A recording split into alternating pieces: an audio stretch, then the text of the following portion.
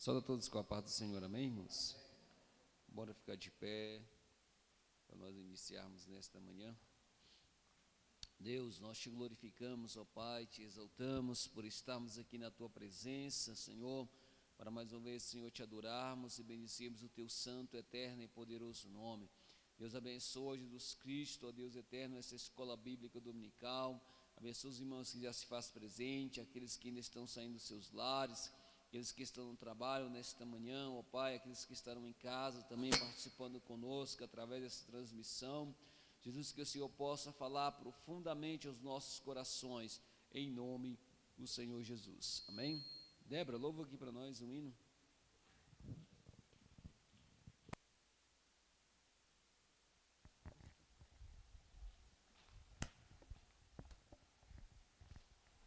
Glória a Deus. A paz do Senhor, amém? Vamos louvar o Senhor com o hino 186 da nossa harpa.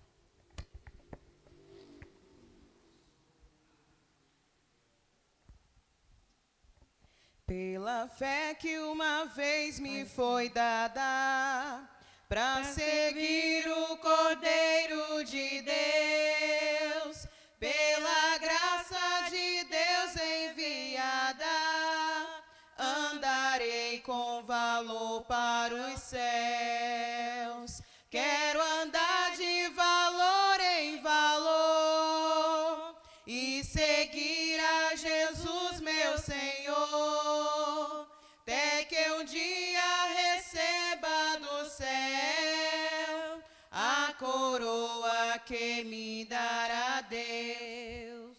De Deus quero vestir a armadura, pra lutar com coragem e valor, pois aqui a peleja é dura, contra as hostes do vil tentador.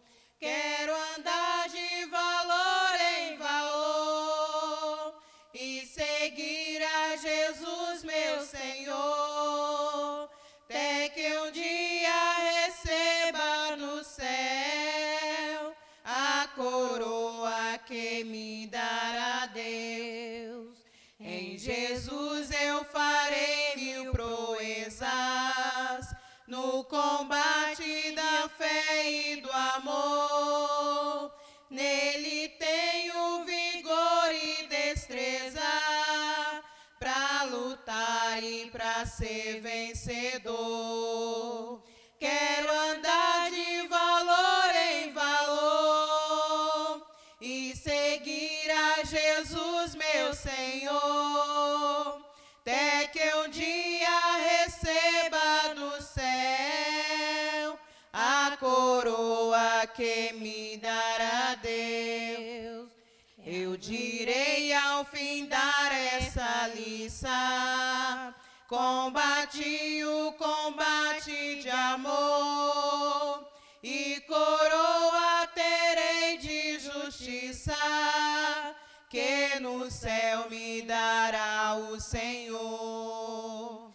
Quero andar de valor em valor e seguir a Jesus, meu Senhor, até que um dia receba no céu a coroa que me dará Deus. Amém. Glória a Deus.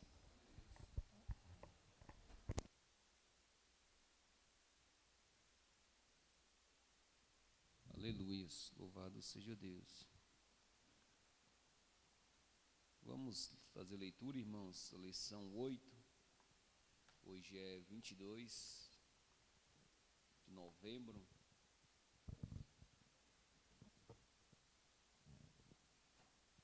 De novembro de 2020.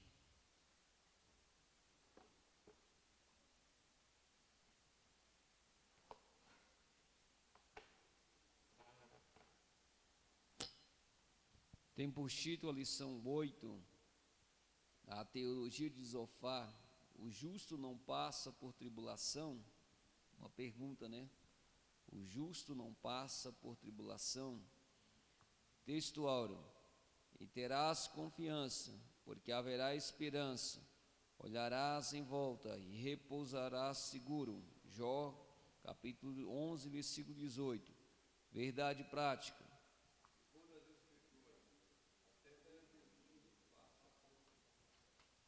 Verdade.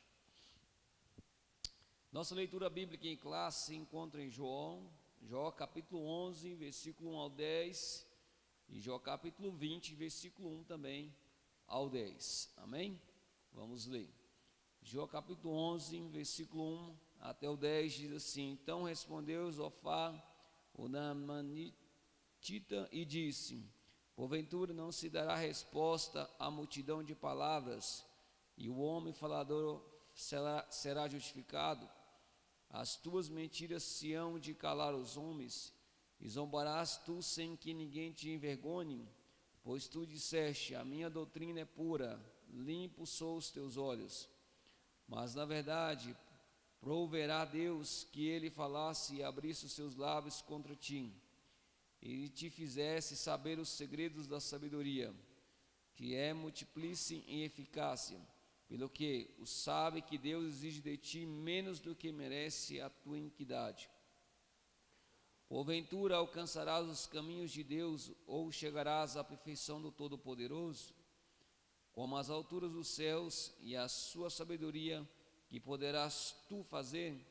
Mas profunda é ela do que o inferno, que poderás tu saber? Mas cumprirá é a sua medida do que a terra. Mas comprida é a sua medida do que a terra, e mais larga do que o mar. Se ele destruir e encerrar ou juntar, quem o impedirá? Jó capítulo 20, versículo 1 ao versículo 10 também. Então respondeu Zofar o Naamanita e disse: Visto que os meus pensamentos me fazem responder, e eu me apresso, eu ouvi a repreensão, que me envergonha, mas o espírito do meu entendimento responderá por mim. Porventura não sabes tu que desde a antiguidade, desde que o homem foi posto sobre a terra, o júbilo dos ímpios é breve, e a alegria dos hipócritas apenas de um momento? Ainda que a sua altura suba até ao céu, e a sua cabeça chegue até as nuvens, como o seu próprio esterco perecerá para sempre, e os que ouviam dirão: onde está? Como o sonho voa, e não será achado, e será afugentado como uma visão da noite. O olho que ouviu jamais o verá, nem olhará, mas para ele o seu lugar. Os seus filhos procurarão agradar aos pobres, e as suas mãos restaurarão a sua fazenda. Deus, nós te glorificamos, ó Pai, e louvor pela tua palavra. Senhor, continua falando aos nossos corações, abençoando cada professor que estará ministrando, Senhor, em cada classe. Usa como instrumento nas tuas mãos, ó Pai, que eles possam ser um canal de ti, Pai, para a tua igreja nesta manhã. Abra o coração dos teus filhos para que recebam a tua palavra de bom grado, e que a tua palavra esteja cravada no coração de cada um, ó Deus. Fique conosco e nos dê uma escola bíblica abençoada, em nome de Jesus. Amém? Presbítero Francisco, tome o posto.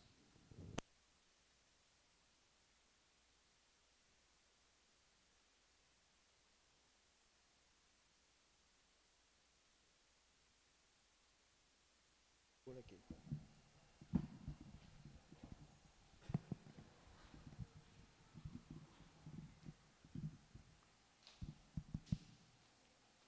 Glória a Deus, bom dia a todos, na paz do Senhor.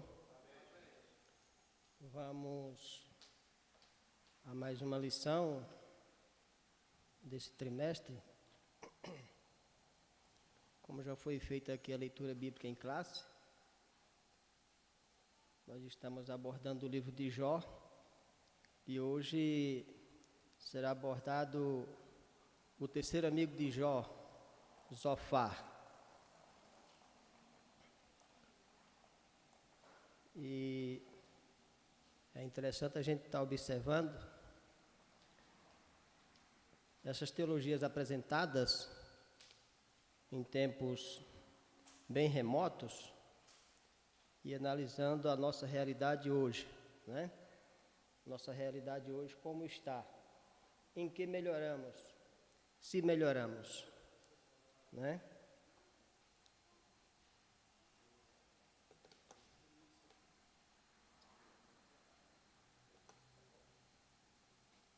Antes da gente abordar essa lição, eu queria fazer um comentário aqui, mas é um comentário pró-lição. Seria bom a gente ler um texto bíblico, é rapidinho, não vai tomar muito tempo de vocês, até porque nós começamos agora, né? E é comum os irmãos que trabalham com culto de ensino, com ensinamento no geral, é uma preocupação muito grande, porque tem que ser tudo muito rápido. E aprender rápido é impossível, né? Estudar rápido é impossível. Eu não vou nem falar aprender rápido. Estudar rápido é impossível, né? O pastor Oswaldo sempre dá culto de ensino aqui, e você imagina quantas horas ou quantos dias ele estuda para fazer uma ministração de 1 hora, né? Então, não é simples. É interessante que quando você vê Jesus dando seu sermão, a Bíblia faz questão de dizer que Jesus sentava para ensinar o povo. Quando o cara senta para ensinar, é porque ele vai gastar tempo, né? Jesus era um catedrático de verdade. Ele gostava de usar a cadeira, então ele ensinava sentado. Jesus sentava para dar um sermão, né? Os grandes sermões de Jesus, você vai ver sempre essa expressão, que ele sentando falava ao povo, sentando falava ao povo. É porque não existe aprendizado em pouco tempo. Isso não existe. Mas a realidade dos dias atuais é a pressa que nos faz assim. Mas vamos ler um texto bíblico em Gênesis capítulo 25, para a gente ver a natureza dos amigos de Jó, ou a origem dos amigos de Jó. E depois a gente vai fazer uma resenhazinha a respeito desses 6 versículos que nós leremos no capítulo 25 do Gênesis. Amém? Vocês já acharam que Gênesis é fácil? Então diz assim: Abraão casou-se com uma mulher chamada Quetura. Ela lhe deu os seguintes filhos: Zirã, Joquzã, Medã, Midian, Isbaque e Suá. Joquzã gerou Sabá e Dedã. Os descendentes de Dedã foram os Assuritas, os Letuzitas e os Leumitas. Os filhos de Midian foram Efa, Efer, Enoque, Abida e Elda. Todos esses foram descendentes de Quetura. Abraão deixou tudo o que tinha para Isaque. Mas para os filhos de suas concubinas deu presentes. E ainda em vida os enviou para longe de Isaque, para a terra do Oriente. Amém? Somente até aqui, os irmãos, depois, vocês já leram com certeza, e o que a gente está lendo aqui não é novidade, não é inédito, né? Todos vocês já leram. Então, como nós vimos aqui, nessas últimas 3 lições, incluindo a terceira hoje, os 3 amigos de Jó e um 4º amigo que se apresentará em mais 2 ou 3 lições, Eliú, todos eles são da terra do Oriente. Todos eles são da terra do Oriente. Eles são filhos de Abraão, são descendentes de Abraão, mas não residia, vamos dizer, em Jerusalém. Não residia, não morava mais em Hebron. Não estava mais presente ali. É interessante a gente observar assim. Isso se deu porque essa questão da separação de Isaac com os demais filhos se deu ainda nos dias de Ismael, e vocês lembram muito bem disso, da confusão que existiu entre Sara e Agar. E aí a confusão foi muito grande e Ismael já foi dispensado logo de início. Depois, os demais filhos de Abraão que iam nascendo, ia saindo para uma outra região. Gênesis faz questão de dizer que Abraão, ainda em vida, tirou todo mundo, né? E mandou para a região árabe. Os árabes é uma nação fundada por Ismael, né? Assim como a nação judaica é uma nação fundada por Isaac. Isaac é o fundador desta nação ou deste povo. Porque a gente fala nação e alguém diz assim, não, mas nação não, nação, Israel é nação agora, bem recente e tal e tudo mais. Mas sempre tem alguém fazendo uns questionamentos sem raciocínio. Então, esse povo judaico é de natureza Isaac. Esse povo árabe é de natureza Ismael. E os demais filhos de Abraão que para lá foram enviados com Abraão ainda em vida. E isso é interessante a gente observar, esses acontecimentos nas Escrituras, porque nos ajuda a pensar. O que nos faz diferente em todo o reino animal é a capacidade de pensar, de falar. O que nos faz diferente em todo o reino, em toda a criação, é a capacidade também de errar e de consertar amanhã se errou, né? Isso é que nos faz diferente. Então nós não temos que ficar limitado em pensar, em raciocinar, em estudar, em questionar, como os irmãos sempre ensinam para a gente aqui, que é perguntando que se aprende. Se você chegar na sala de aula, lá na alfabetização, e terminar a sua graduação e nunca indagar nada a ninguém, você tem problema muito sério, né? Você é especial demais, talvez não tinha que estar ali. Então, a literatura é isso. O fato é que Abraão, ainda em vida, manda os meninos todos embora de casa. Claro que a gente vai encontrar, eu não quero aqui fazer defesa e nem acusação, mas a gente vai encontrar pessoas dizendo que isso foi muito bom, porque defendeu a linhagem de Isaac, e que Isaac tinha que ser puro. E você vai encontrar outros dizendo que não, que isso foi muito ruim. Raciocina um pouco aí. Que isso foi muito ruim. Abraão foi chamado para ser pai de nações. Não foi esse o chamamento de Abraão? Quando Abraão começa a ter filhos, e naquele tempo poligamia era um mal necessário, era permitido, então se era permitido, existia uma legalidade dentro de um tempo, dentro de uma ética, dentro de uma moralidade tribal. Existia, era normal. Se era normal, ainda que existissem 2, 3 mulheres, todos que nascessem eram filhos e tinham que ter a mesma dignidade. Outros já pensam assim.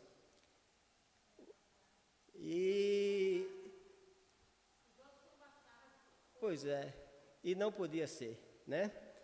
O fato é que Abraão foi chamado para ser pai de nações e ele se tornou pai de nações. Se tornou pai de nações.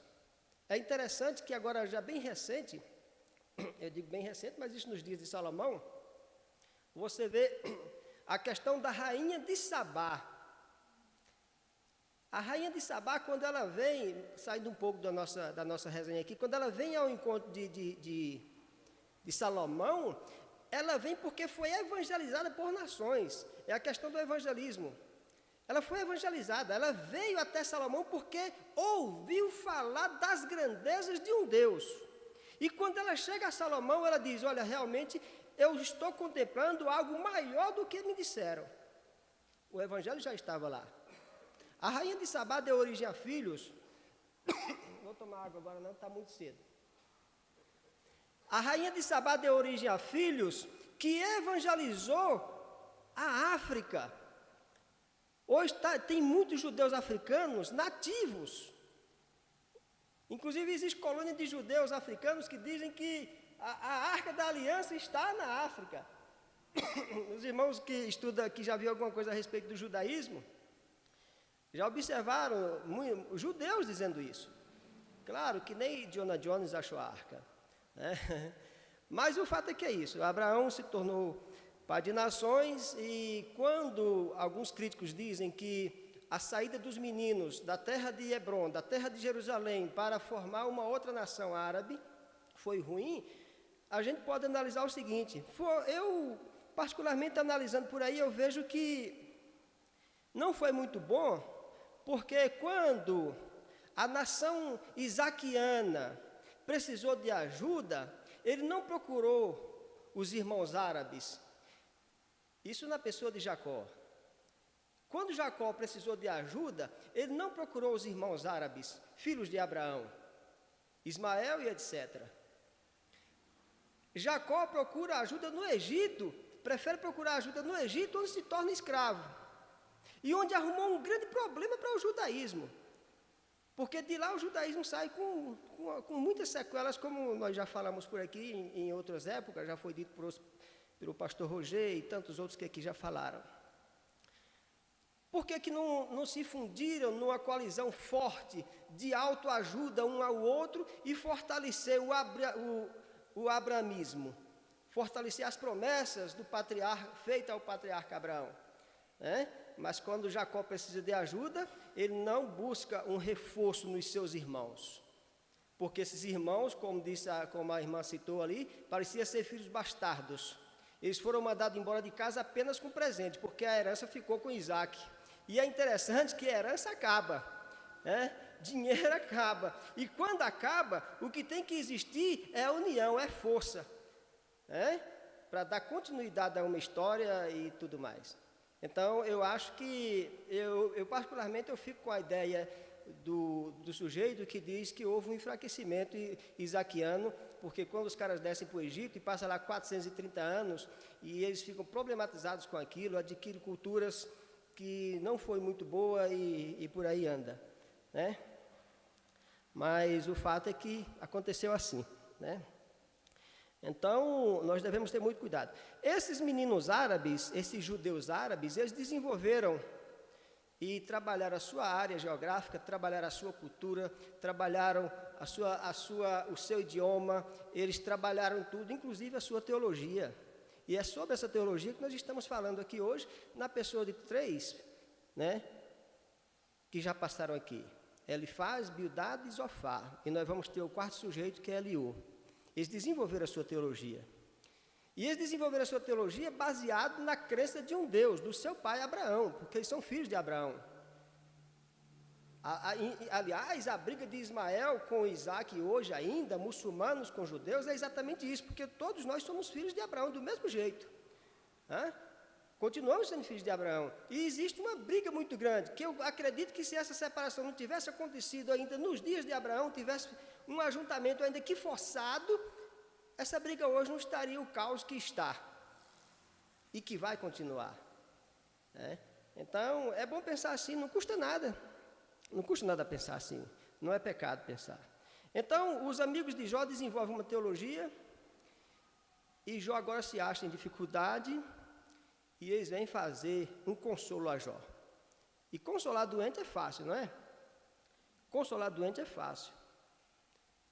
Mas os rapazes vieram assim, como o pastor Roger falou aqui no domingo atrasado, eles vieram assim numa gana tão grande, que sinceramente, eu preferia que os meus inimigos viessem.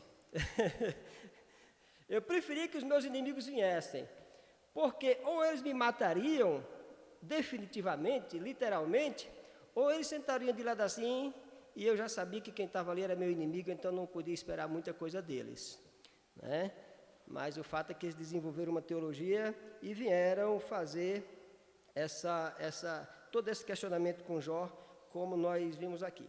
Nós devemos entender que a teologia e o sistema religioso em si, ou mesmo a teologia, ela não é dona da verdade. E nós conseguimos analisar de forma bem nítida e clara nessas 3 lições aqui, com esses 3 teólogos apresentando palavras ou argumentos que não faz sentido. O problema da teologia, ou da religião, ou dos dogmáticos no geral, é que eles acham que tem resposta para tudo, seja de ordem celestial ou de ordem terrena. Eu acho que tenho resposta para tudo, e eu não consigo entender que a teologia, como ciência, é algo que está em constante evolução, é um fluxo, ela anda, ela se desenvolve e ela se revela. Então, o que meu avô me ensinava de forma empírica há 40 anos, depois a gente vai ver dentro da ciência que faz sentido, mas é algo que vai evoluindo. Então, o grande problema dos meninos que vieram visitar Jó é que eles se achavam dono da verdade e achavam que teologia, vamos falar de teologia, que é o nosso caso aqui, achava que teologia, religião, dogmas, moralidade, ou teologia em si, tem resposta para tudo. Achava que é capaz de responder tudo. E aí, quando eles se achavam capazes de responder tudo, eles machucaram Jó. Eles arrebentaram com Jó. Não ajudaram Jó em nada. E esse é o problema que nós temos que ter cuidado, porque ainda hoje continua sendo a nossa realidade. Nós achamos que temos resposta para tudo. E, na verdade, os amigos de Jó só acertaram nos 7 dias de silêncio, quando eles chegaram que ficaram 7 dias calados. Eles mataram a pau ali, acertaram 100%. Quando abriram a boca, errou tudo. Então, nós devemos ver isso. Uma outra coisa que já foi dita aqui também é o seguinte: nós devemos entender que o justo sofre. O sofrimento é inerente à vida humana.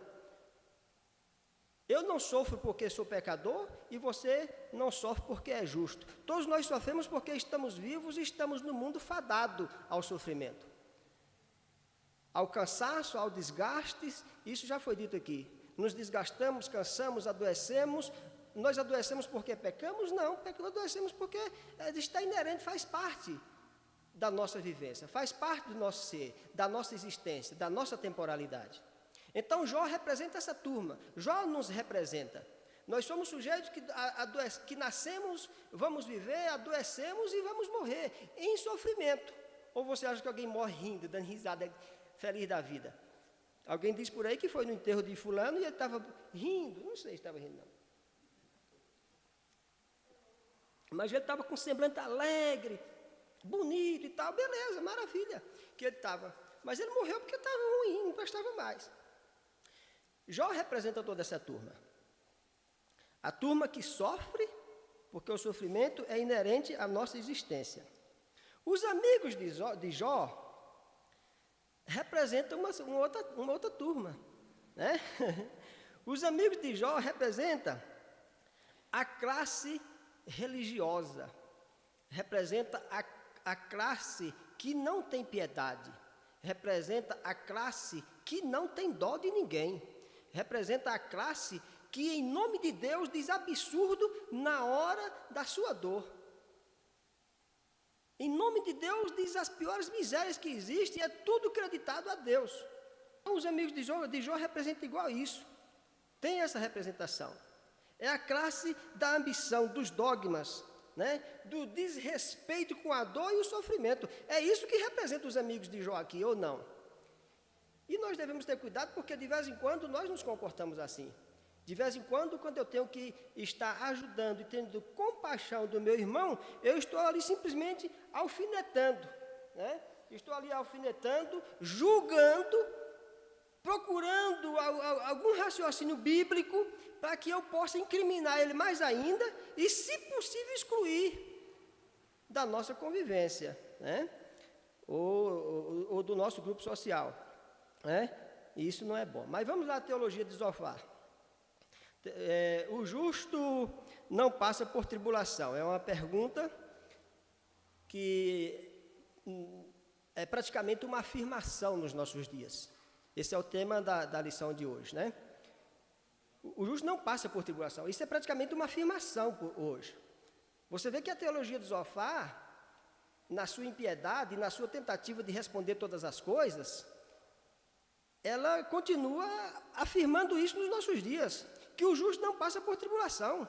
E é comum você acessar o seu computador, o seu telefone, o seu celular no geral, e você vê, são dezenas e centenas de pessoas pregando isso. Você liga a televisão e está lá um cara pregando agora de manhã, e existe uma disputa muito grande entre essa turma, quem tem o melhor e o maior programa, e eles estão lá dizendo que não passa por tribulação, o justo não pode, e tem que fazer prova de Deus, se não der certo, rasga a Bíblia, mas Deus tem que responder, ou ele não é Deus, e tal, e começa começa a fazer uma série de besteira, mas não pode passar por tribulação. Aliás, se não tiver muito bem, venha à nossa reunião, se a sua empresa está quebrando, venha, porque a gente levanta a moral da sua empresa. Se o seu casamento está indo de meio ruinzinho, o negócio não está funcionando legal, venha aqui que a gente resolve a parada de vocês. E tal, e começa, se você está doente, pare de sofrer. Hoje, venha à nossa reunião, que são várias. Nós temos às 7 da manhã, às 10, às 14, às 15, às 16, às 20. Essa turma não para de fazer reunião, são os gurus da vez. Eles prometem tudo quanto é absurdo, baseado nesse argumento aqui. Essa teologia é atuante. Você não pode passar por dificuldade porque você é filho do homem, do Deus do ouro e da prata. E nós estamos atrás disso, desse ouro e prata. Porque quando disseram que Deus é o Deus do ouro e da prata, foi o argumento mais rico na época para poder descrever a grandeza de um Deus, porque os caras entendiam muito pouco, então achavam que ouro e prata era tudo. E atribuir a Deus ouro e prata. Ouro e prata não tem nada a ver com Deus. Ouro e prata é coisa de homem. Deus é glória, homem é ouro. Deus é glorioso, homem é prata. E o apóstolo Paulo diz, olha, não foi com prata e ouro, coisas corruptíveis, que isso se corrompe, que vocês foram resgatados da vossa vã maneira de viver. Então, ouro e prata não é Deus. Deus é glória, e de glória nós não entendemos nada. Mas a turma diz, então venha, porque nós vamos ter, e você vai ficar bom. A teologia de Zofar, como dos demais, é muito atuante. E nós aqui, que não gostamos disso, porque eu acredito que nós aqui não gostamos, mas de uma certa forma nos sentimos atraídos por isso também. Porque nós temos uma gana por ouro e prata.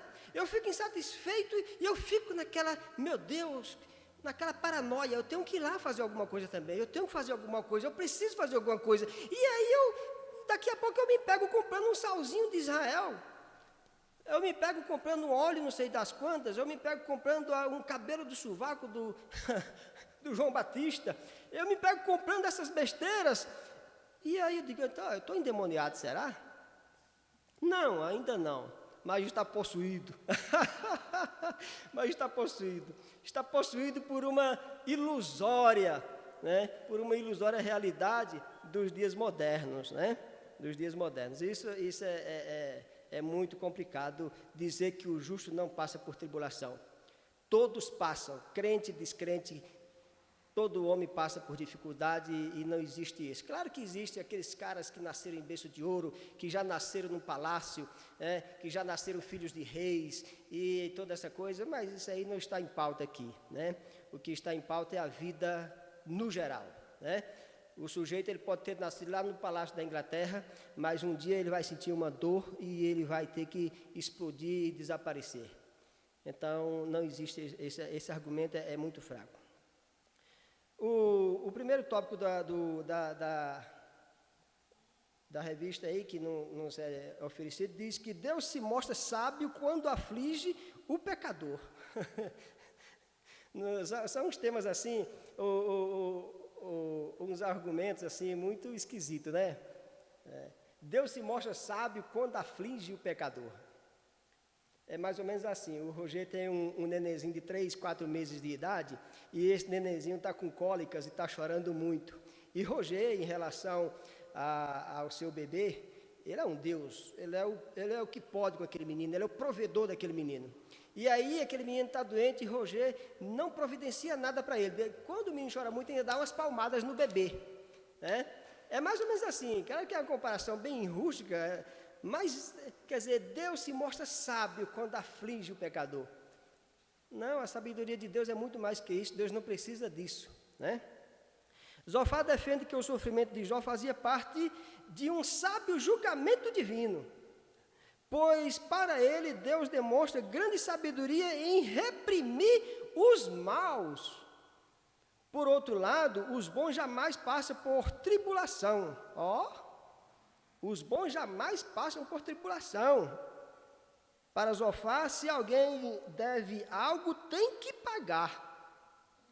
Com dureza, o terceiro amigo de Jó não demonstra a mínima compaixão pelo sofrimento do patriarca de Uz e acusa de que se comporta como um animal irracional que não tem entendimento. Roger, você é doente na sua casa, você precisa de um amigo desse? Me diz, gente, para que serve um amigo desse?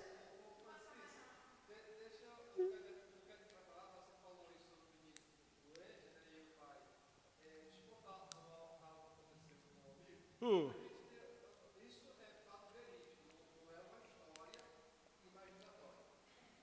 Um amigo meu, hoje até quase 50, mas quando ele era pequeno, com 6, 7 anos, eles moravam no interior com os pais, e eles foram fazer uma viagem de uma cidade para outra cidade, e foram de ônibus.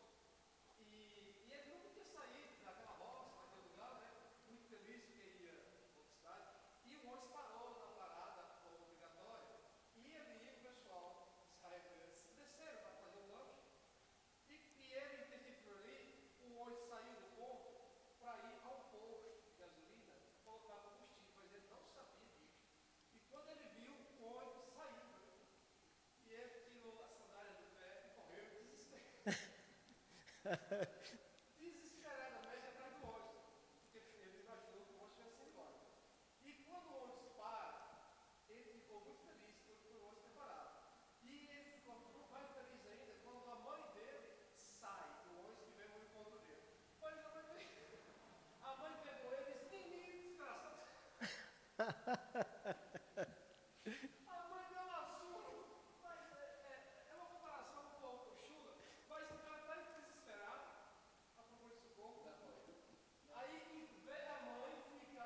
Eu estou falando isso, mas eu morri de rir do dia que ele contou, porque ele contou que ele viveu, né? Então, quer dizer, Chico, ele fica feliz em ver a mãe, e a mãe irada, porque ele tinha ficado. Então, a mamãe, em vez de abraçar e confortar o filho, o que ele fez? Espancou, bateu no menino, agarrou, porque o menino tinha ficado para trás. Assim, com semelhança, né, do caso de Jó em aflição, e Deus, Espancando. o que os amigos lá dentro, era Jó em aflição e Deus espancando. Espancando. Então, situação que eu lembrei, esse é o caso ali.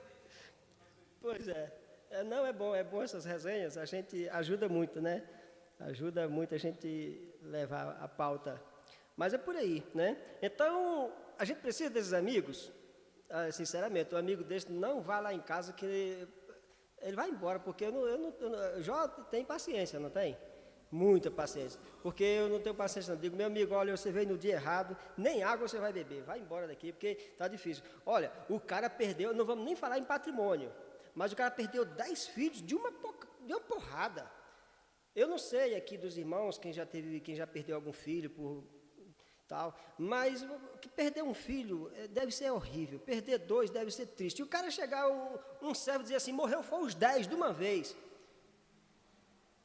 Aí depois vem todo o prejuízo patrimonial, porque isso também, para um homem de negócio, você se achar assim, estava tudo muito bem, de repente, pá, acabou tudo, é um outro prejuízo de arrombar o negócio, sabe? E depois desses prejuízos, ainda vem uma enfermidade maligna no corpo do cara. O cara está ali, meu amigo, ele está só o pau da rabiola, ele não está querendo muito, não tem mais estrutura para nada. Aí recebe uns amigos desse, aí o cara diz, não, mas tá, não, eu acho que não dá para pensar nem por aí, né? É muito complicado. Então, era assim. E no dia, e o Zofar ainda diz mais, é porque não está na revista, mas vocês disseram aí, que no dia que Jó for justo, é porque nasceu um jumento humano, né? No dia que o Jó, na sua indagação, se tornar um cara justo de verdade, como ele alega ser justo, tem que nascer um asno humano. Eu acho que o asno nasceu, e era Zofar. Porque, pelo amor de Deus, que tanta ignorância daqui, né? Vamos lá. Deus não é indiferente à ação do ímpio. O terceiro amigo de Jó acreditava que ele havia se autodeclarado puro e sem culpa.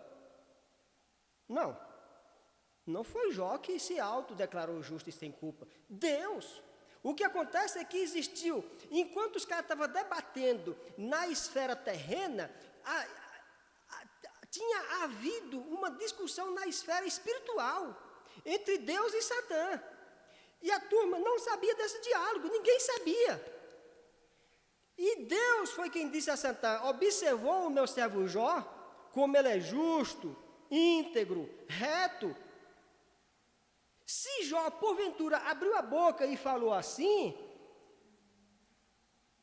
ele pode falar, porque se ele falou, Deus falou antes que ele.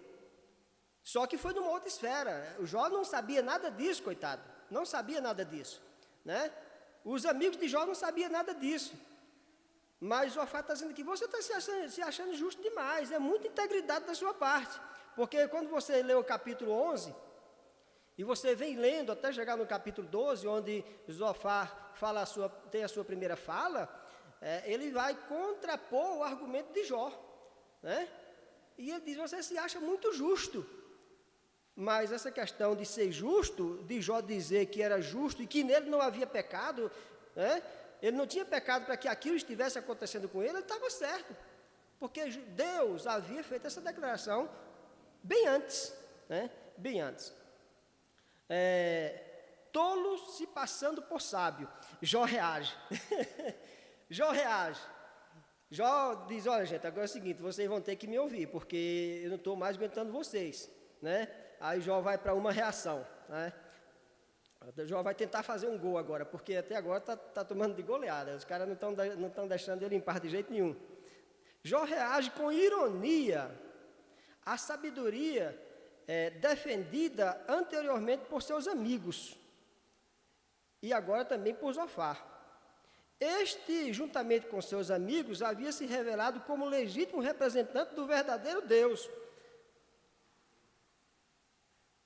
Não é isso que a gente falou lá há pouco tempo? Enquanto Jó representa toda a classe que sofre, a classe religiosa, a classe da religião no geral, porque quando a gente fala religião, a gente não está falando apenas do cristianismo, não está falando apenas do budismo, não está falando do judaísmo, do hinduísmo, não, a gente não está falando de uma em si. A classe religiosa, no geral, eles se acham donos legítimos da verdade.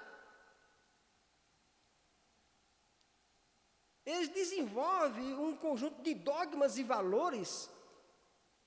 E quando você quebra um daqueles dogmas por eles criados, você inflige toda uma hierarquia.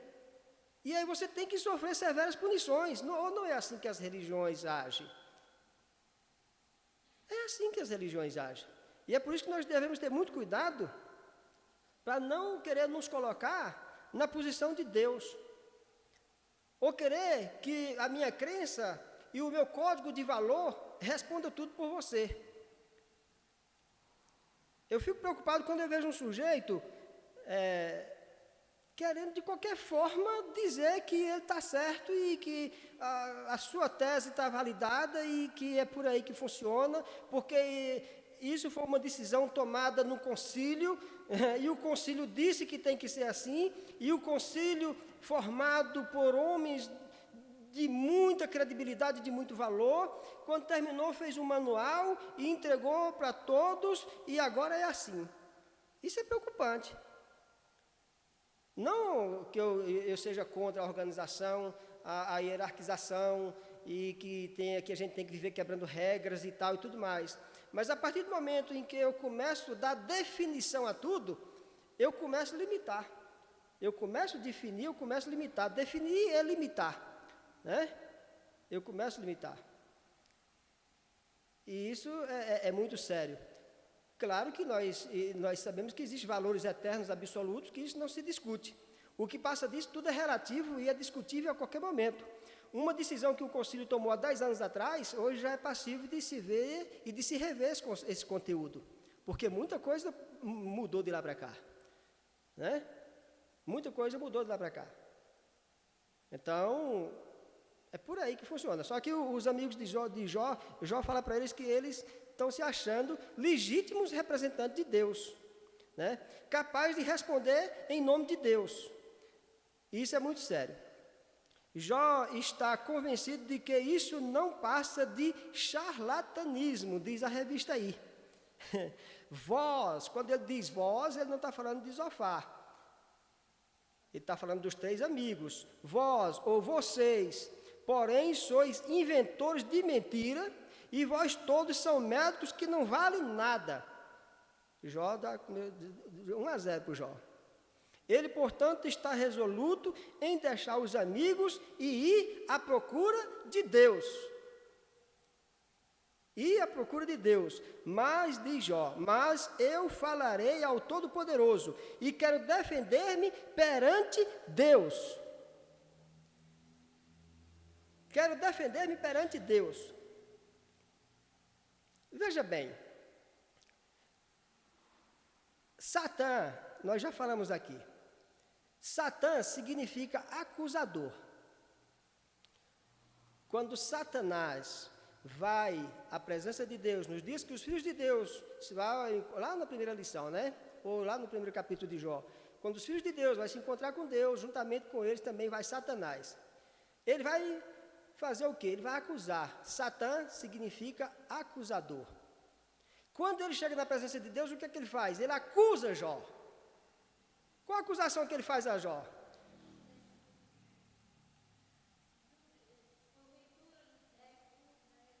Exatamente. Ele acusa Jó de coisa absurda. Ele não sabia o que estava dizendo. E ele estava falando mais uma vez mentira, que é o que ele sabe produzir. Deus diz, de onde vem? Ele diz, eu venho de rodear a terra. Aí muita gente, rapidinho, nosso tempo vai acabar, mas não tem nada. Na hora que acabar ali, a gente para aqui também. Eu venho de rodear a terra. Aí muita gente diz assim, pastor Roger, rodear a terra, está vendo aí? O diabo, ele rodeia a terra. O mundo jaz no maligno. Ele passeia a terra. Ele tem autoridade de passear pela terra. Não. Rodear a terra, nos dias de Jó, de acordo com o escrito, rodear é averiguar. Rodear é observar. É mais ou menos o que um dono de propriedade fazia. O Oswaldo, naquele tempo não tinha carro, né? Mas o Oswaldo tinha muita propriedade. O rei Oswaldo, ou o seu administrador, saía uma vez com a sua cavalaria, com os seus guardas, rodeando e olhando os limites da sua propriedade como estava. Porque só ele, dono, tem autoridade de vigiar. Eu vou vigiar o que é meu. Então eu vou rodear, vou averiguar, vou vigiar, vou cuidar. E quando o cara chegava lá, tinha uma cerca quebrada, já falava para o capataz, olha, você amanhã providencia para vir fechar essa cerca rapidinho e tudo mais e tal. Isso é atitude de proprietário. Quando o diabo diz, eu venho de rodear a terra, ele está dizendo, e a terra não é dele, porque ele não criou, ele está se colocando na posição de um ladrão que está vigiando, observando, querendo propriedade alheia para roubar, que ele não é dono de nada. É como se o pastor Oswaldo, quando na sua propriedade estiver fazendo uma ronda na sua propriedade, e de repente ele encontra eu num cavalo selado, observando a propriedade dele. Ele vai me parar, chamar os seguranças e dizer, pega aquele cara, o que é que ele está fazendo na minha propriedade? Por que ele está montado num cavalo observando as minhas posses? Quer me roubar. Ele é roubador. Ele é ladrão. Então quando ele diz assim, eu venho de rodear a terra, aí parece que Deus fica calado com aquilo e não tem um contra-argumento, porque não é a questão do livro de Jó, mas ele está fazendo uma coisa que não diz respeito a ele.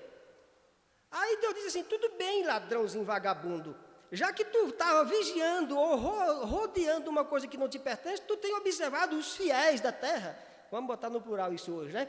Ou tem observado o fiel Jó? Aí ele vai, fiel por quê? O cara tem a mulher filé, tem filhas bonitas, né? O cara é o cara da vez, propriedade é só ele que tem, jumento tem mais do que no Piauí, camelo é só quem tem. Ai, o que um cara desse falta mais? Agora toma dele para ver. Aí Deus diz, não, você está enganado, não é assim, é assim. Claro que também isso aqui, gente, olha, esse argumento de Deus com Satã, os irmãos que estudam e sabem muito bem disso, é só para atender uma literatura, para um raciocínio. Mas olha, sinceramente, é muito chula esse negócio. É muito pequeno. Eu vou dizer para você, e vocês sabem disso, e quem não sabe, os irmãos, pode estudar para vocês verem. Não existe esse argumento assim, observou meu servo Jó e tal, um diálogo como se tivesse, sabe, querendo fazer uma defesa.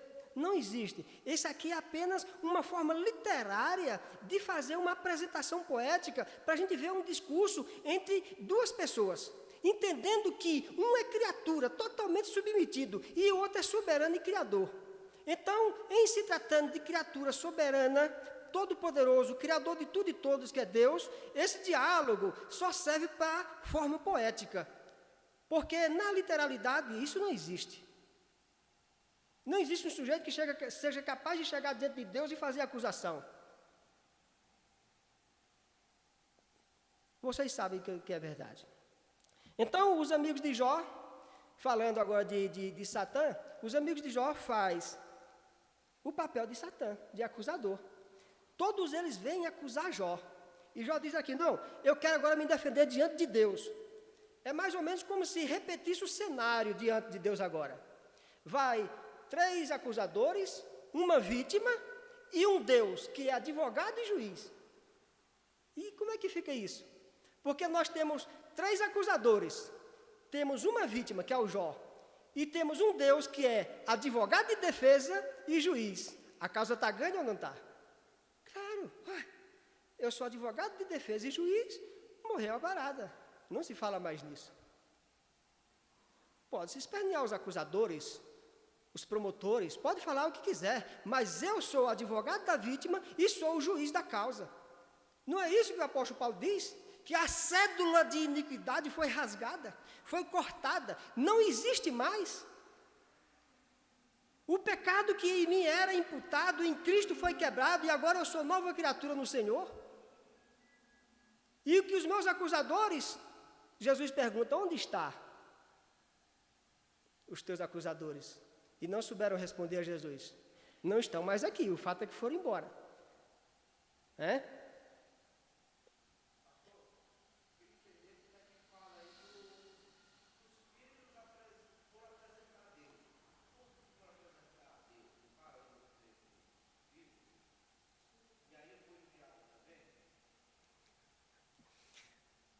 Eu acho que essa matéria foi abordada na primeira lição, eu não me lembro muito bem, quando os filhos de Deus foram apresentar-se a Deus. Essa pergunta que você está fazendo aí, quem são os filhos de Deus, nesse questionamento aqui, sinceramente, para te responder, não existe uma definição. Quem são os filhos de Deus, nesse contexto? Os Benal Elohim, anjos, os filhos de Deus, a descendência de Noé, a descendência de Sete. Então, quem foi se apresentar a Deus? Foram os homens físicos ou os anjos que foram se apresentar a Deus? Quem se apresentou a Deus? Onde se apresentou a Deus? É uma questão que na teologia não está definida. Ou esses filhos de Deus eram uma mistura de relação de anjos com homens ou com mulheres, e dessa relação sexual de anjo com mulheres nasceu seres especiais, e esses são chamados de filhos de Deus. Então, se você for estudar a respeito do assunto, você vai encontrar muitas teses, vai encontrar muita gente defendendo, muitos estudiosos defendendo coisas diversas, né? Mas beleza, nós acreditamos que anjo é assexuado. Anjo não tem sexo. Não faz sexo. Se na nossa teologia nós acreditamos que isto é impossível, então não é mistura de anjo com ser humano que gerou seres especiais. Nós acreditamos que os filhos de Deus são os filhos de Sete, uma geração especial. Quer dizer, é uma resposta pequena para a dimensão do problema. Mas pelo menos nós defendemos dentro da nossa teologia que anjo é assexuado, ele não tem órgão genital, ele não tem apetite sexual, ele não pratica essas coisas. né? Então, isso dá duas aulas, tranquilo, só para a gente refletir, não para resolver, que não se resolve, viu? Não se resolve, né? E aí, vamos andar aqui mais um pouco. Então, vocês viram aí que, quando Jó diz assim, eu apelo para Deus,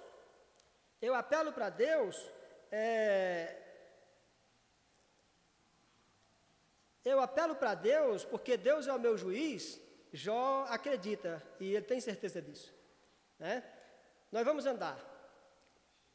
A conversão como resposta à aflição. A conversão como resposta à aflição. A purificação moral. Repetindo de novo, Jó representa toda a classe humana. Todo homem que sofre. Então, se ele representa todo homem que sofre, ele representa a mim. O livro de Jó, já foi dito aqui em dias passados, que o livro de Jó não foi feito para falar a respeito de um sujeito que muitos dizem que não existiu, que não é o nosso caso aqui. Não é o caso que foi defendido aqui no trimestre, mas que é uma poesia escrita mostrando uma realidade e tudo mais. Mas assim como Jó, no seu sofrimento, representa todo homem, porque todos sofrem, os amigos de Jó representam todo dogma e todo sistema controlador e reprimendo, que quer dominar e controlar tudo, em nome de Deus. Porque aqui vem agora, Zofar fala aqui o seguinte, Zofar não tem dúvidas. Zofar foi eu que acrescentei aqui no texto. A gente está no item 2 aí, a conversão com resposta à aflição e a necessidade de uma purificação moral. Aí, no primeiro ponto, continuando aí, diz o seguinte, Zofar não tem dúvida de que o patriarca está em pecado e por isso a única forma de se restabelecer é por meio de uma purificação moral. É por meio de uma purificação moral. Isso é muito complicado.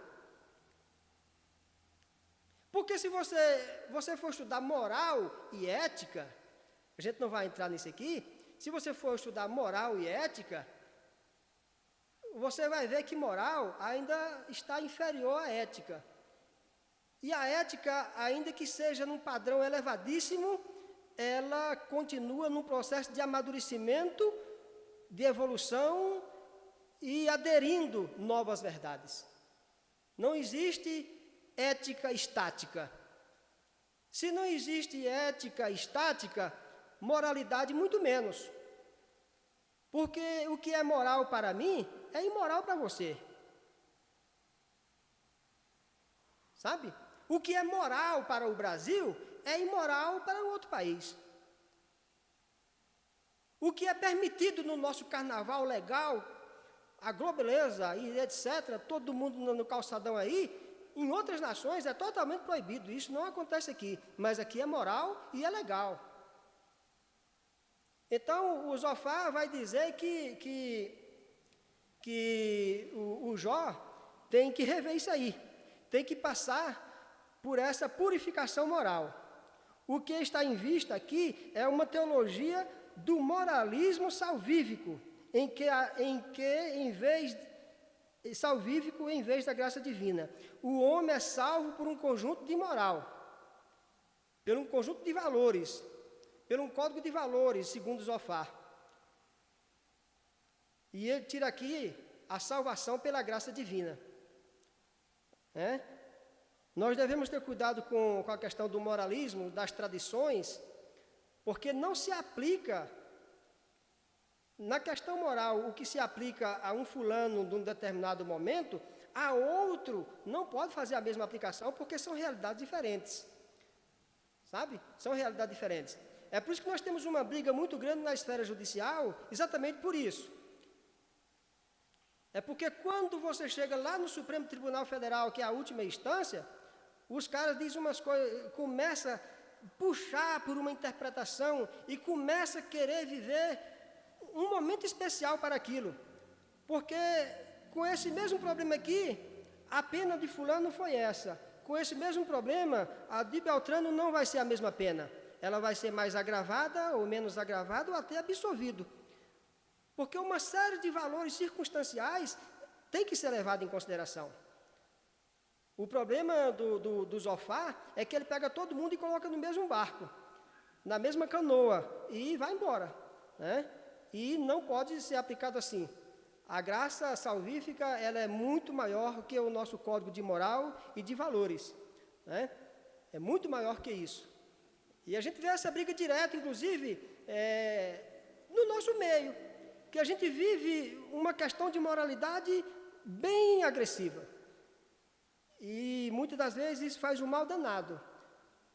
Porque o que eu quero aplicar ao Flávio, que já tem uma maturidade cristã, que já tem um conhecimento grande das Escrituras, e apenas o conhecimento das Escrituras não resolve, mas já tem uma grande intimidade com Deus, é capaz de absorver coisas que outro não absorveu ainda. E aí eu chego aqui também junto com vocês, e daqui 5 anos é me atribuído as mesmas responsabilidades, num processo de alfabetização, num processo de averiguação, de descobertas. Então, nós devemos analisar caso a caso. É a questão do pai de família, como o pastor Roger falou aqui há pouco tempo, né? A disciplina que o pai dá a um filho de 20 anos, dentro de um código de moral familiar, não é a mesma que ele vai, com o mesmo rigor, aplicar a um menino de 5 anos, né? Ele vai ter que usar de misericórdia e saber ponderar as coisas para não prejudicar o crescimento de uma criança. Porque se eu exigir de um menino de 5 anos a responsabilidade de um sujeito de 20, 30 anos, esse menino vai crescer com problemas, e graves, irreversíveis, vai levar para a vida adulta, né? Então, essa questão de moralismo, não é que a gente não possa e não tenha que trabalhar com esses valores, mas nós temos que saber lidar para não viver prejudicando e fazendo aplicações severas, né, a pessoas ainda muito imaturas, né? E, aliás, a aplicação severa é uma expressão minha, eu acho que não compete a nós. Eu acho que nós somos apenas um ensinador da Escritura. E o trabalhar e o amadurecer de cada um, Deus vai desenvolvendo e à medida que você vai tendo intimidade e crescimento com Deus, você vai desenvolvendo isso. Se você sentar numa academia e você estudar filosofia, teologia, estudar ciência no geral e tal e tudo mais, e você viver apenas da literalidade, não faz sentido, sabe? Você não tem que viver da literalidade de texto nenhum, você tem que viver de experiências do texto, né? O cara senta e estuda 5, 6 anos e faz medicina, mas se ele não começar a atuar, que isso é impossível, não existe, mas se ele ficar 6 anos ali, 5, 6 anos ali só na teoria, e amanhã ele entrar para dentro do hospital, ele não vai saber receitar nem dipirona, sabe? Então, a literalidade dos livros, ela é apenas uma necessidade para grandes descobertas. Da mesma forma, nós devemos ter cuidado com a literalidade da Bíblia. Você lembra muito bem que o apóstolo Paulo era expert na literatura, né? Mas a literatura só fez diferença na vida dele quando ele de fato se encontrou com Cristo. Então, a literalidade da Bíblia, ser um verdadeiro encontro com Cristo, me faz um sujeito danado, né? Me faz um sujeito ruim, né? E eu fico pegando vários textos, eu misturo Deuteronômio com Isaías, com Marcos, com Apocalipse, com todo mundo e tal, e aí eu faço um negócio ali, um batidão, e engulo esse negócio aqui, né? E isso não faz sentido, né?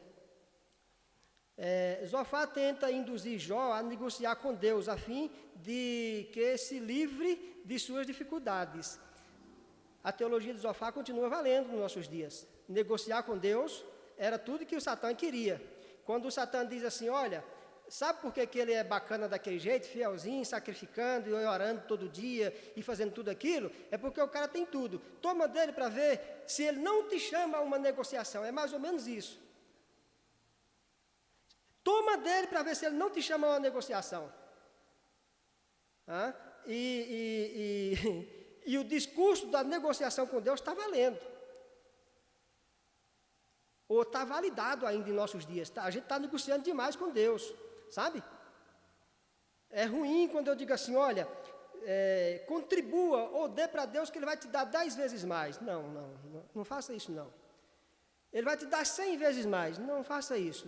Deus não faz isso. Você dê e se tiver só aquela nota, acabou aquela nota. Você vai trabalhar para ganhar outro. Sabe? Ou então fazer como se fazia no passado. Não, é o seguinte, seu pai morreu sem ser um cara batizado, a gente resolve o problema dele aqui. Você compra algumas coisas aqui que a gente vende, das nossas indulgências, e a gente vai aliviando a situação dele. Então, enquanto mais você compra aqui, mais crédito ele tem lá. Então, se ele pegou 2.000 anos de purgatório, você compra uma parada aqui, diminui 500 anos para ele. Compra outra parada amanhã, diminui mais 50. Compra outra depois e vai diminuindo. Até um dia que zerar. Quando ele zerar, nós, religiosos, dogmáticos, moralistas, vamos fazer um alô para Deus e dizer, tira o cara do inferno, porque agora ele já pode entrar no céu. Foi feita uma negociação aqui e já está resolvido. Sabe? Esta é uma grande sacanagem, que ainda se, olha, liga a televisão daqui a pouco e olha que os caras estão ensinando isso. Negociar com Deus. Eu tinha uma casa na imobiliária para vender, um valor muito alto e tal e tudo mais, e aí eu fui na sua, né? E quando chegou aí, eu fiz uma promessa e estava 5 anos para vender. Minha propriedade era 10 milhões e não vendia, aquela coisa toda. Quando eu fiz um voto com você, aí vendeu. Palma para Jesus. Não, eu estou negociando. Amanhã eu vou jogar no bicho e quero saber que bicho vai dar, porque eu tenho que me virar também. E isso é muito ruim, a gente vê isso toda hora. E os caras, pois é, maravilha e tudo mais. E eu fico em casa, e o cara ainda vende uma arca da aliança, e o querubim está bem assim lá em cima, e o outro com a faca por baixo. Né? Isso é chato ver isso. Isso é chato ver isso. A gente vê isso toda hora. Eu não aguento mais ver. Eu não estou assistindo mais televisão por conta disso. Não assisto televisão, não aguento ver, não suporto. Porque é um retrocesso mental que eu vivo. Então, Zofar diz que tem que fazer essa negociação com Deus, ele sugere isso. Mas vamos terminar aqui a nossa leitura. Eu coloquei aqui numas folhas grandes, exatamente o material da revista que eu coloquei numa folha grande, porque a folhinha pequena, pequenininha, a gente às vezes fica perdido, né? Isso é veieira. O cara de óculos e tudo e ainda tem que melhorar a vida, né? Mas é assim mesmo. Vamos ver aqui algo muito interessante que foi defendido pelos 3 amigos de Jó. É a lei da retribuição.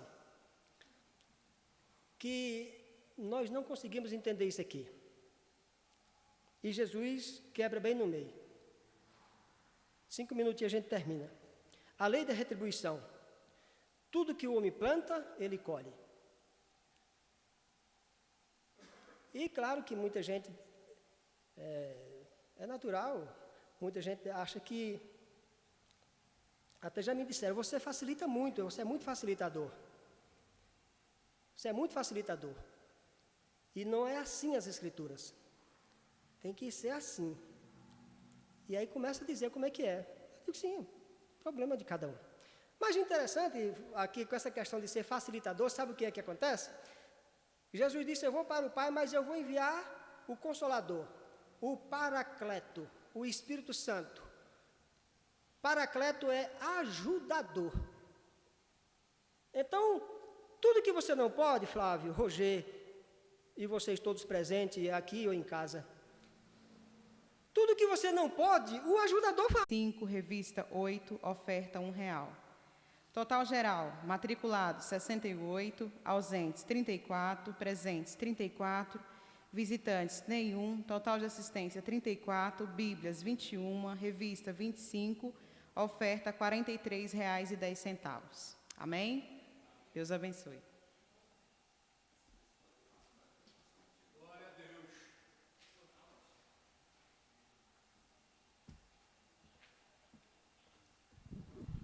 Glória a Deus. Cumprimento a todos com a paz do Senhor.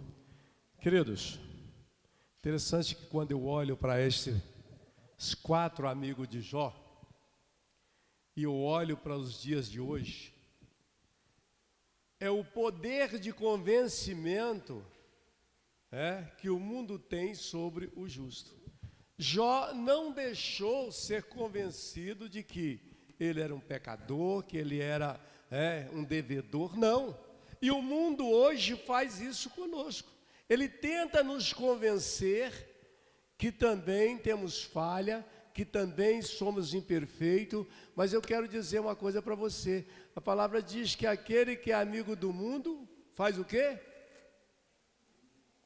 Torna-se inimigo de Deus. O que é isso, pastor? Preste atenção numa coisa. Eu deixo hoje de vir à escola bíblica dominical. Vou assistir um programa na televisão. Quando for domingo que vem, eu já não quero vir de novo. E o mundo hoje tem esse poder de convencimento. A pandemia teve um poder de convencimento que o povo não adianta voltar para a igreja, tremendo.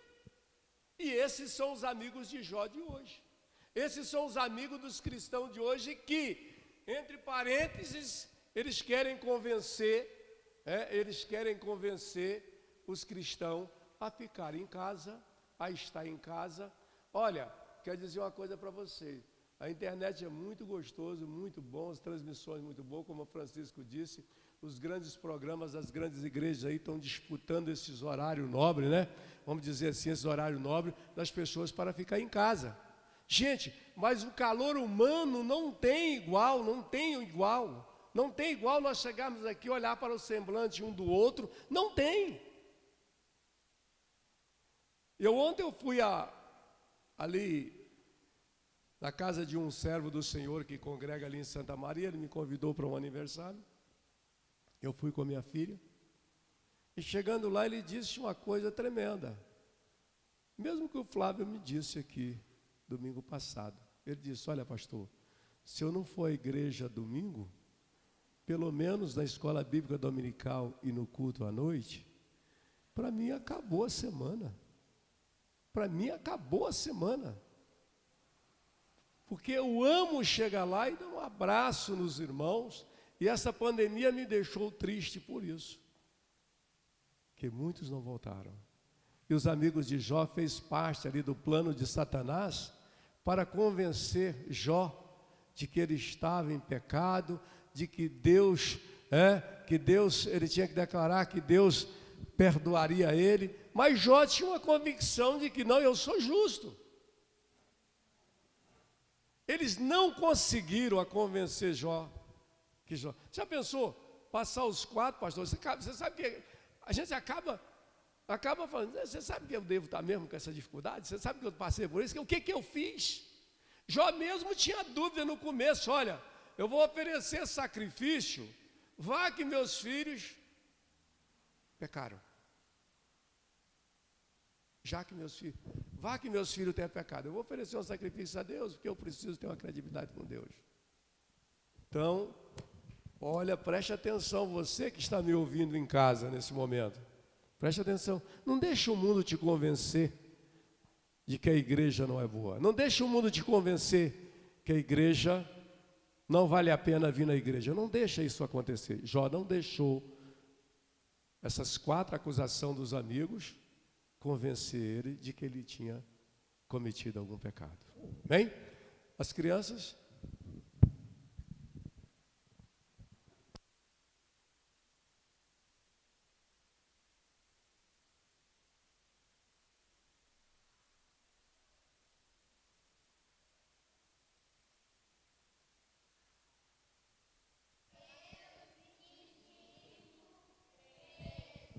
Glória a Deus. Louvado seja o nome do Senhor. Os nossos jovens, geração vida, é isso?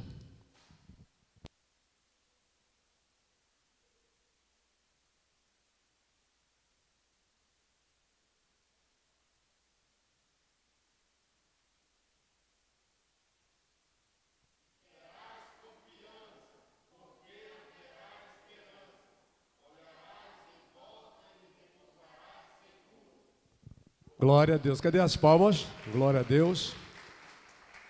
Queridos, eu continuo batendo na tecla. O seu evangelismo de de chegar em casa e fazer um evangelismo, ligar para um irmão, ligar para um amigo para estar conosco logo mais às 18 horas, continua de pé. Faça isso, né, Roberta? Faça isso. Com certeza você conhece alguém que não está vindo à igreja. Então faça isso. Vamos estar aqui às 18 horas, celebrando mais um culto de louvor e gratidão ao nosso Deus. No próximo final de semana, nós teremos a conferência do Departamento Infantil da Igreja. Todos estão convidados, vai ser uma festa maravilhosa, todos estão convidados a participar também, inclusive, com o departamento financeiro desse departamento. Vocês sabem que, eu não sei se foi o Rogério que falou aqui, eu sou o Francisco. Gente, nós que temos filho pequeno, dê 50 centavos para ele trazer de oferta. Dê 50 centavos para ele trazer de oferta. Porque se você der, ele vai continuar, vai aprender. Quando ele chegar a ser adulto, ele vai ser um dizimista, pastor Rogério. Ele vai ser um dizimista, ele vai ser um ofertante da casa do Senhor. E eu tenho certeza que o nosso departamento infantil ensina lá, mas eu preciso falar isso aqui com os pais. Eu preciso falar, porque eles dependem de vocês. Ele depende do pai, da mãe, para poder estar fazendo isso. E nós precisamos fazer isso, amém? Glórias a Deus. Você tem alguma informação? Ontem eu liguei para o pastor Francisco, mas ele está meio ausente, né? Você ligou para ele também? Ele fez os exames e eu estive falando com ele também. Inclusive, ele estava lá na clínica e está fazendo os exames e vamos continuar orando por ele, amém? Vamos continuar orando por ele, vamos continuar colocando a família na presença do Senhor, para que Deus venha abençoá-la, amém? Vamos colocar de pé, agradecer a Deus por esse momento, por essa lição maravilhosa, por essas explicações que o nosso presbítero Francisco fez aqui nesta manhã. Que Deus possa continuar abençoando Francisco para trazer palavras maravilhosas semelhantes a essa. Soberano Pai que estás nos céus, nos leva para os nossos lares agora, na sua santa paz, na tua graça, no teu amor, na tua misericórdia. Pai eterno, Pai querido, em nome de Jesus nós te pedimos pelo culto de logo mais à noite, Senhor. Estamos aguardando, Senhor amado, o teu servo aqui. Pai eterno, estipula a vontade das pessoas e está ligando para os amigos, convidando para estar na igreja logo mais à noite. Abençoa os louvores da noite, abençoa, meu Deus e meu Pai, a leitura, a mensagem, todas as participações do culto logo mais à noite, Pai, em nome de Jesus. Que o amor de Deus e a paz de nosso Senhor e Salvador Jesus Cristo, a consolação do Espírito Santo de Deus, possa reinar no lar e no coração deste teu povo, e todos digam, quem disse amém?